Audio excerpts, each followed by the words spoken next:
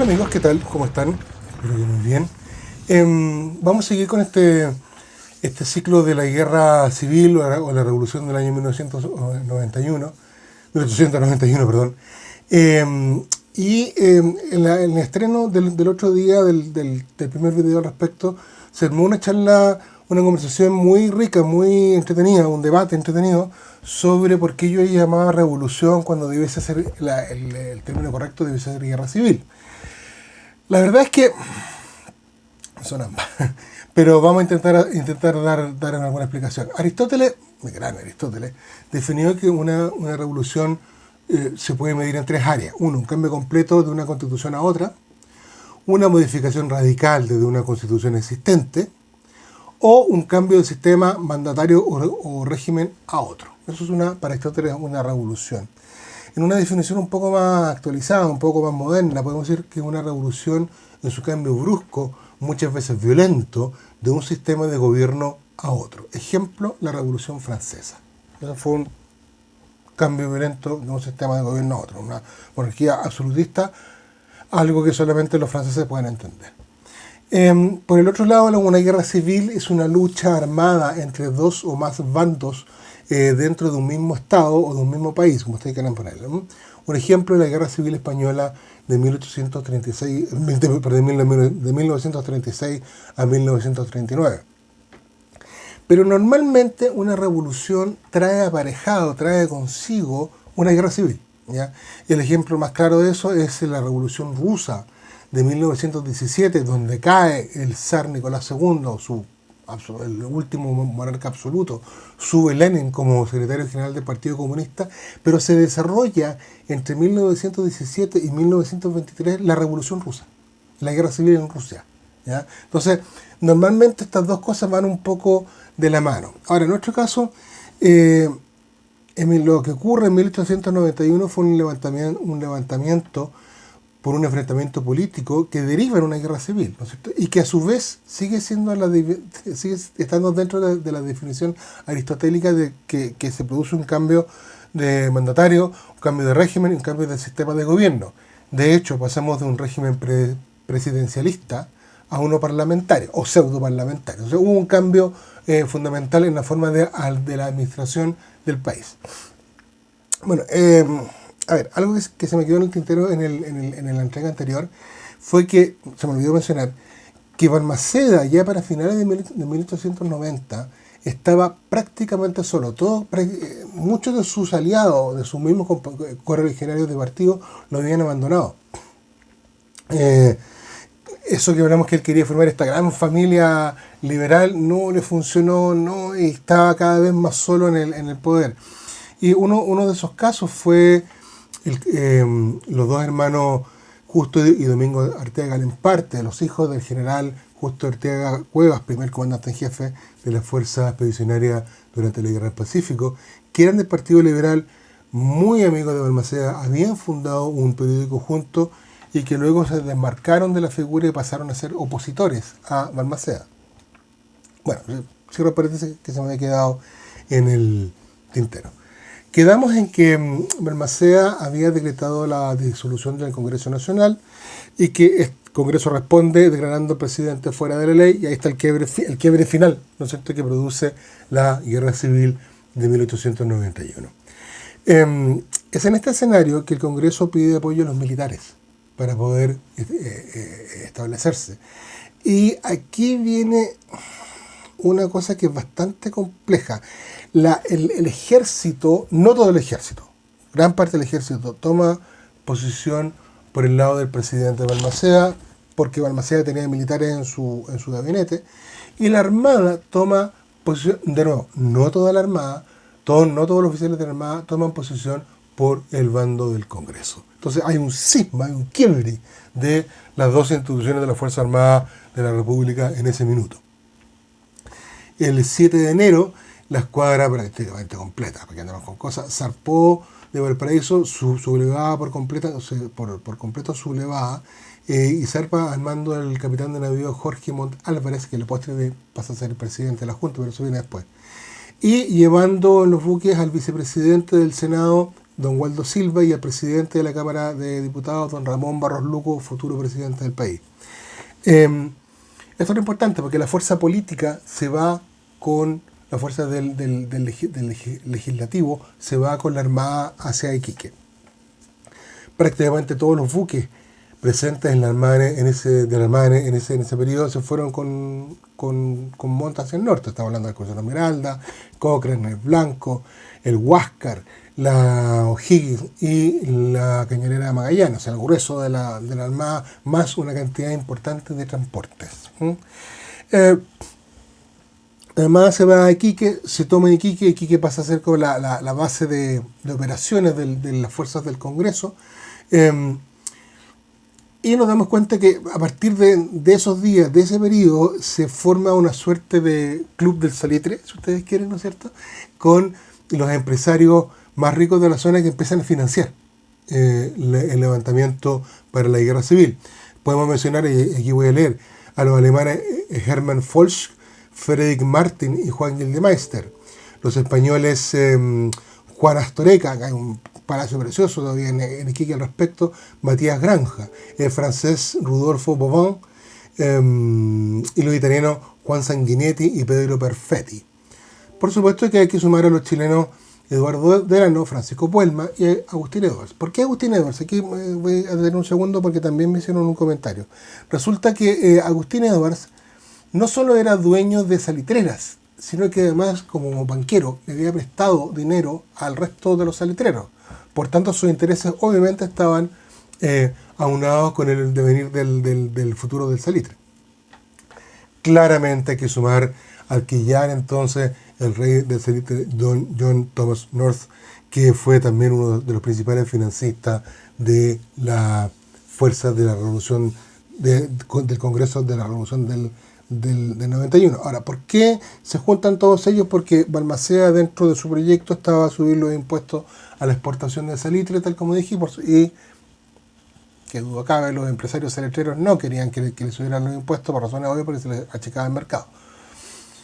Es otra discusión económica que, bueno, no importa. Pero de hecho, con los impuestos que ya pagaban los empresarios salitreros, este club del salitre, se pudo financiar toda la operación del bando congresista en la revolución, en la guerra civil del año 91. Bueno, como dato, debemos mencionar que el comandante en jefe del ejército del Congreso fue nuestro ya conocido general Estanislao del Canto, y junto a él estaban otros conocidos, Adolfo Holley, comandante del 7º de línea, Gregorio Urrutia, del 7º de línea de la Guerra Pacífico, Gregorio Urrutia, y el teniente coronel, llegado hacía pocos años a Chile, Emilio Körner, como jefe del Estado Mayor, y es él, con su nuevo pensamiento prusiano, con esta nueva doctrina prusiana que venía, que pasa a ser un personaje clave en el éxito de las operaciones del Congreso. Bueno, nosotros tenemos en nuestra memoria colectiva, que las batallas de Concón y Placilla, como si eso hubiese sido toda la guerra civil. No. Eso fueron la última fase de la guerra civil. Si bien es cierto, las batallas más importantes, pero la guerra civil empieza mucho antes, ¿ya? Las batallas de Concón y Placilla fueron en agosto, la guerra civil empieza en enero. Entonces partamos por el inicio, que es la campaña del norte. Como dato, para la parte de la representación gráfica, las fuerzas del Congreso van a ir en color blanco y las fuerzas de Balmaceda van a ir en color rojo, ¿ya? Para que lo entendamos eso. Bueno, el 19 de enero de 1891 la guarnición de Pisagua se subleva contra el gobierno, la primera guarnición que parte, ¿cierto? Hay un combate del día 21 que desde Iquique, desde las alturas de Iquique, se envía a Pisagua una compañía del 4º de línea con 60 hombres, un escuadrón de granaderos a caballo, más o menos 50 jinetes y 25 artilleros, curiosamente sin cañones, para sofocar esta rebelión. Bueno, se produce un combate, ambas fuerzas se encuentran en Zapiga, el famoso combate de Zapiga, que termina en una serie de empates. Las fuerzas del Congreso se retiran a Pisagua y las del Congreso a la oficina de Negreiro. El 23 se vuelve a avanzar porque las fuerzas del gobierno habían sido reforzadas en 400 hombres, las del Congreso eran solamente 221, y se envían unas locomotoras armadas, ¿no es cierto? Y la verdad es que las fuerzas del Congreso tienen que retirarse de esa Pisagua, más aún con una suerte de engaño. Las fuerzas de Balmaceda simulan que se rinden. Hay una fraternización entre ambas fuerzas, ¿no es cierto? Es como que se hacen amigotes, ¿ya? Y en algún minuto las fuerzas de Balmaceda vuelven a tomar las armas y apresan el grueso de la fuerza de Congreso. Pero en definitiva, el 5 de febrero zarpó desde Iquique una fuerza muy fuerte que recala en Pisagua, el día 6, y empieza el segundo desembarco chileno o de fuerzas chilenas sobre Pisagua. Ya vimos que el primero fue en la Guerra del Pacífico, ahora empieza un segundo desembarco con 290 hombres en Playa Blanca, en la conocida Playa Blanca, y 3 compañías por Punta Pichalo, por el sur, y en una suerte de maniobra tipo concéntrica, con el apoyo de fuego naval de la Magallanes y de los Higgins, avanzan sobre la ciudad, sobre Pisagua y sobre Altos Pisos. Con eso encierran a las fuerzas de Balmaceda y al poco rato se toman, pues, ellas vencen, ¿no es cierto? Las fuerzas del Congreso vencen y se toman como prisioneros 2 oficiales y 164 soldados. Las bajas por el lado del gobierno son 12 muertos y 29 heridos, y las bajas del Congreso 8 muertos y 10 heridos. Es un combate más bien pequeño, pero ya nos está dando esta sensación de que la actividad bélica en el norte empieza a tomar cierta preponderancia. Con esta acción, ¿no es cierto?, Pisagua queda directamente en poder de la gente del Congreso, y la situación de la campaña del norte, la situación territorial de la campaña del norte al 10 de febrero, es que los puertos del norte estaban en manos del Congreso. Por tanto, los congresistas eran abastecidos de armas desde Estados Unidos y desde Europa. Vamos a ver un poco que fue más complejo, pero podían llegar. Y la fuerza había aumentado de estos pequeños 220 hombres a un ejército todavía chiquitito, ¿no es cierto?, de 3 batallones de infantería y 1 de caballería. En cambio, por el contrario, las fuerzas del gobierno no tenían acceso a los puertos y no podían ser abastecidas. No habían caminos desde Santiago hasta Iquique, por tanto por tierra tampoco podían llegar. Una situación bastante compleja. Sin embargo, el vapor imperial logró colarse por ahí, ¿no es cierto?, llevando a bordo al coronel Eulogio Robles, que es el que toma el mando en definitiva de las fuerzas del norte, y 300 hombres aproximadamente. Ahí hay cifras disímiles, entre 300 y 600. Hay que poner 300. Y el ejército del gobierno estaba establecido en la pampa de Iquique, en la zona de Hospicio o el Fuerte Baquedano. Por ahí estaba establecido el cuartel general de las fuerzas del gobierno.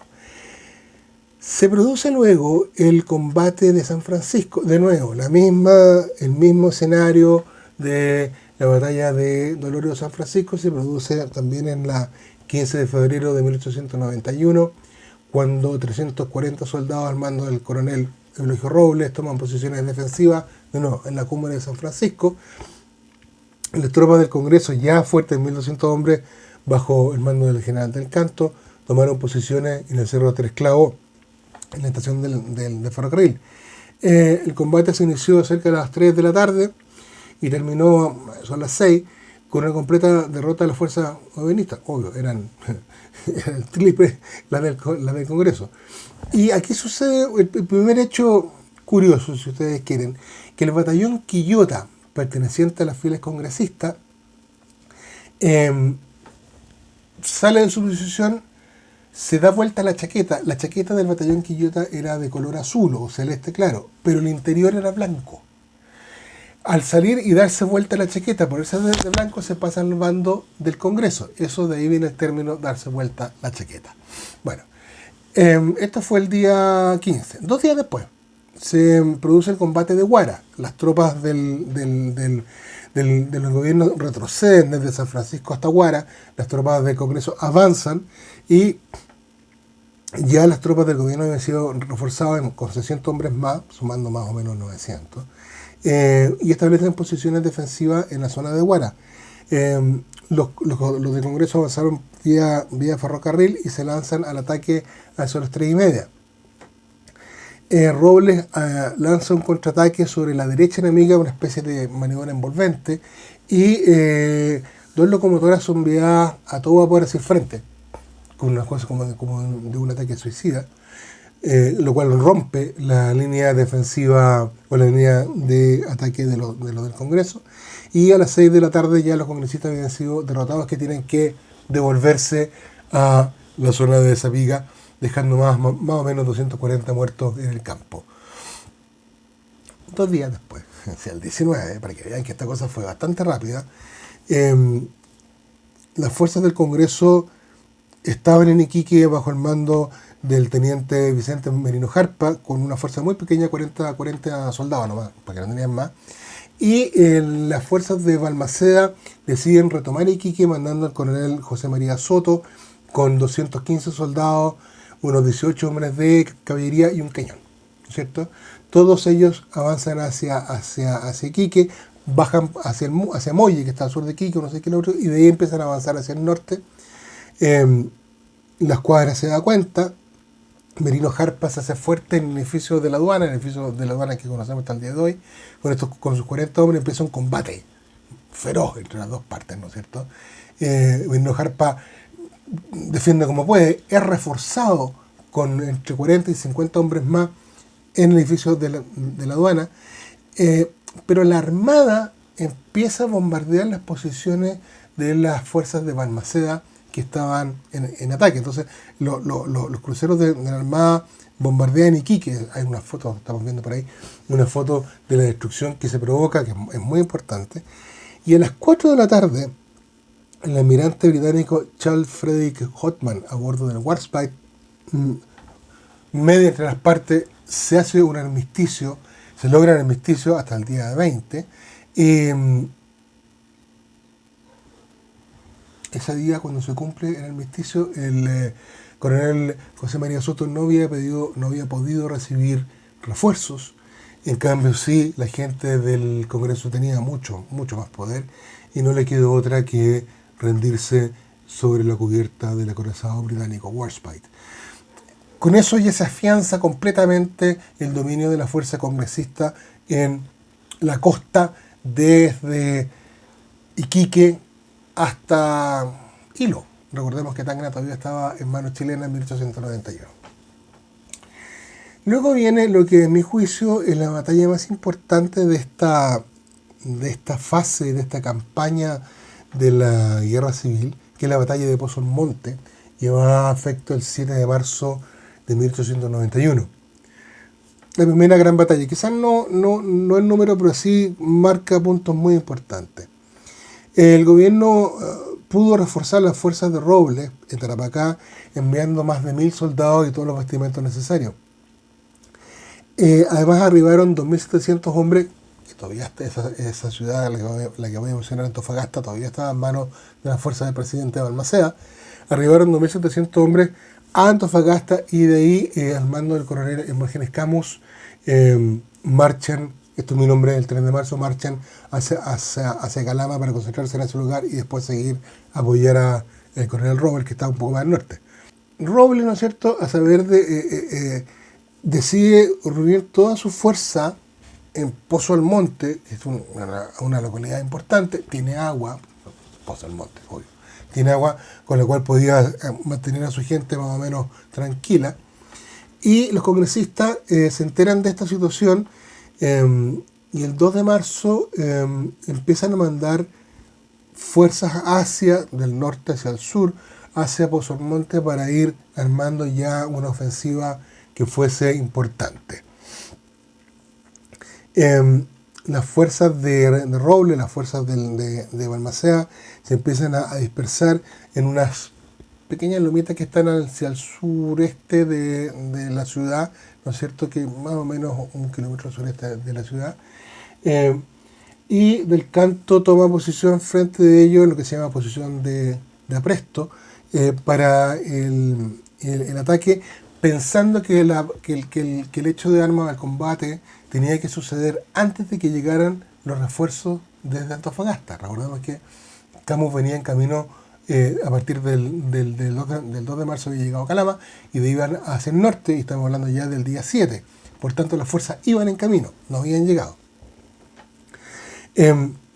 Las fuerzas del Congreso eran básicamente voluntarios equipados con una cantidad variopinta de fusiles desde Graz, Comblain, Beaumont y Kropatschek, eso, gracias. Por tanto, no estaban muy bien ordenados todavía, pero ahora, esta fuerza congresista de voluntarios, sí, pero básicamente todos eran excombatientes de la Guerra del Pacífico. O sea, los tipos sabían a lo que iban, sabían lo que era un combate, sabían lo que era una batalla. Por el lado de Balmaceda, ahí lo estamos viendo también con la foto del coronel Robles, estaban equipados solamente con fusil Graz, Graz, lo cual les daba una ventaja en su abastecimiento de la munición, pero al no tener los puertos, al no tener acceso logístico, tenían solamente 100 tiros por soldado, 100 balas por soldado, y la artillería tenía solamente 20 tiros por cañón. O sea, muy limitado, muy acotado en su capacidad de combate. El día 7, la artillería del Congreso abrió fuego sobre la posición de Robles. Estamos viendo el mapa original, ¿no es cierto?, que yo lo superpuse sobre el mapa actual, y sobre eso estamos trabajando, ¿no? El mapa original es muy chiquitito. Entonces, sobre el mapa actual de Google Earth estamos trabajando los movimientos. Bueno, el coronel del Canto ordenó el avance de la infantería, buscando envolver el ala sur del enemigo, mientras el coronel Robles ordenó reforzar las fuerzas del centro y con elementos del ala norte. A mediodía, o sea, 5 horas de combate, la situación de las tropas balmacedistas era bastante desesperada. Escaseaban las municiones, y el cerco enemigo se estaba estrechando, o sea, lo iban ahogando, ¿no es cierto? Y se empiezan a provocar deserciones. Deserciones tanto hacia el bando enemigo, hacia el bando del Congreso, como deserciones que los tipos se fueron, definitivamente. El coronel Robles es herido, y vamos a ver después lo que pasa con él. Ordena la retirada hacia Tarapacá, bueno, otra ciudad que nos sale permanentemente, y entrega el mando al coronel José Francisco Gana, otro conocido. Las fuerzas del Congreso entran al poblado de Pozo Almonte, se combate casa por casa, calle por calle, la lucha es terriblemente sangrienta, y hay un telegrama, es de fecha posterior, tiene fecha 13 de marzo, que dice lo siguiente: reunidas las divisiones Robles, Gana y Arrate, tomaron posiciones estratégicas próximas a Iquique, abandonaron esta posición y tomaron la de Pozo Almonte, o sea, lo que ya vimos. Más expedita para víveres, pero sin ventaja ninguna. Enemigo atacaron con 2.500. 100 hombres de infantería y caballería habían ido al norte a proteger el envío de municiones. Por esta razón, la división Robles se redujo a 1.200 hombres en lugar de los 1.700 que se le atribuían en un principio. Batalla desesperada y terreno favorable al enemigo. En realidad el terreno para ambos. Robles tuvo 300 muertos y 400 heridos. Revolucionario más de 400 muertos y 400 heridos. Cifras a todas luces que me saltan en la duda, pero las vamos a ver después.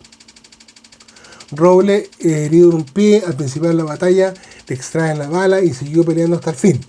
Cuando las tropas de Robles cedían al mayor número y falta de municiones, fue herido en un costado. Así continuó peleando. Concluida la batalla, fue llevado a una ambulancia en donde un mayor de un cuerpo revolucionario ordenó hacerle fuego, recibiendo 15 balazos. Eso es cierto. Robles estaba herido, estaba en su cama herido, y fue fusilado ahí mismo. Después soldados lo destrozaron a bayonetazos. Los revolucionarios han cometido toda clase de horrores. La verdad es que hay crónicas de la época de ambos bandos que me dicen exactamente lo mismo. Ya vamos a hablar de la bibliografía, que es interesante. Si tengo tiempo ahora, se lo voy a decir. Bueno, las bajas de la acción en Pozo Almonte. Congresistas 100 muertos y cerca de 350 heridos y 180 desaparecidos. Se fueron desertores. Gobernistas 300 muertos y 400 heridos y prisioneros. Los 400 son heridos y prisioneros, ¿cierto? Con eso, con esta acción en Pozo Almonte, que ya vimos los combates de Pisagua, de Sapiga, de San Francisco, de Huara, que fueron combates más bien pequeños hasta la gran batalla de Pozo Almonte, con esto se pone fin a la campaña del norte. O sea, tenemos que ya a mediados de marzo de 1891 el norte grande, lo que se llama el día norte grande, Chile ya estaba en manos de la gente del Congreso. En realidad, va a ser claro, desde Tacna hasta casi Antofagasta era del bando del Congreso, y de Antofagasta hacia el sur era del bando de Balmaceda. Pero, el 19 de marzo, gran parte de la guarnición de la ciudad de Antofagasta se subleva y se va contra Balmaceda. Por tanto, las fuerzas del Congreso aumentan su contingente y aumentan su cobertura geográfica, si ustedes quieren, con esta sublevación que se produce en Antofagasta. La división Camus, que vimos que había partido desde Antofagasta hacia Calama, que después iba en camino a Pozo Almonte, llega hasta Quillagua, y el 23 de marzo se devuelve, y como no podía pasar hacia el sur por la zona de Antofagasta, porque lo iban a enfrentar, decide pasar hacia Uyuni, en Bolivia. De Bolivia pasa a Jujuy. Cuando entran a Argentina, la fuerza argentina le dice: ok, ustedes pueden pasar, yo no tengo ningún problema, pero me dejan las armas acá, porque si no sería una invasión armada. Las fuerzas de Camus tienen que soltar sus armas y seguir esta caminata infernal, alimentándose sobre lo que viene al terreno, hasta Mendoza.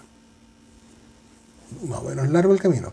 Y el 17 de mayo, recién el 17 de mayo, llegan a Santiago. O sea, se demoraron 27 de marzo, 27 de abril, 2 meses en cumplir esa marcha que, entre paréntesis, ha sido la marcha más larga de una unidad del ejército de Chile. Estamos hablando 1.300 kilómetros, más o menos, 400 kilómetros, una cosa impresionante. Bueno, entonces, todo el norte grande, incluido Antofagasta, queda en manos del Congreso, ¿ya? Quedan zonas en el norte chico que eran controladas por el gobierno, como Copiapó, La Serena, Coquimbo, y como especie como de bolsones, si ustedes quieren. La zona central, básicamente Santiago y Valparaíso, controladas por la fuerza de Balmaceda. Sin embargo, como esto es una revolución, es un ambiente sumamente inestable, sumamente explosivo, en esas fechas se subleva un contingente en Valparaíso que se apodera del transporte Maipo y que zarpa rumbo a Iquique, reforzando de nuevo con efectivos del ejército y con simpatizantes y con voluntarios las fuerzas del Congreso y la causa congresista. Entonces tenemos que ya para finales de marzo el bando del Congreso controlaba todo el norte, ¿no es cierto?, dejando estos bolsones en el norte chico, y con eso se pone término a esta fase llamada la campaña del norte en la Revolución o Guerra Civil del año 91. Así que eso, y me pidieron también que les diera qué bibliografía estoy usando. El próximo capítulo se los voy a dar, además con una novedad súper importante sobre el Legatum, que firmamos, o sea, lo voy a decir al tiro, se lo repito después. El Legatum con Busca Libre firmó un acuerdo de cooperación muy importante, y todos nuestros libros pueden ser adquiridos por nuestros amigos y colegas de Sudamérica, Perú, Argentina, Colombia, donde ustedes quieran, donde esté Busca Libre, pueden adquirir nuestros libros publicados en Chile a un costo muy asequible, no al precio que se cobra en un flete aéreo normal, sino que a un costo súper asequible para aquellos que deseen comprarlo en Perú, Argentina o donde sea. Así que eso, la próxima entrega va a ser sobre la fuerza, las acciones en la llamada campaña naval. Muy interesante, muy importante, y algunos que otra problemática que surge por ahí. Así que, amigos míos, chao, que estén muy bien, nos vemos.